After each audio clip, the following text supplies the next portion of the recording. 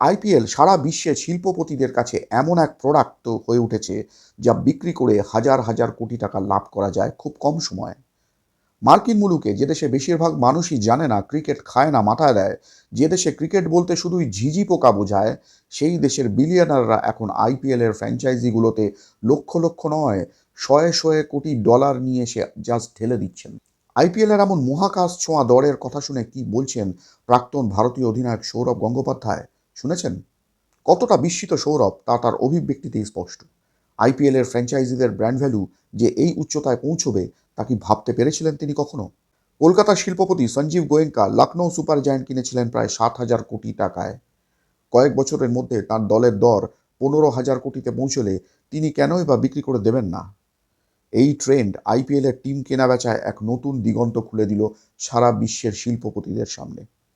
কিন্তু কেন, কিভাবে আইপিএলের ফ্র্যাঞ্চাইজিগুলোর দর এমন আকাশ ছুঁয়ে ফেলল? উত্তরটা খুব সিম্পল এবং সোজা। এর তুমুল জনপ্রিয়তা। আর এই লিগকে জনপ্রিয়তার শিখরে তুলেছে কারা? তোমরা, ক্রিকেট প্রেমীরা।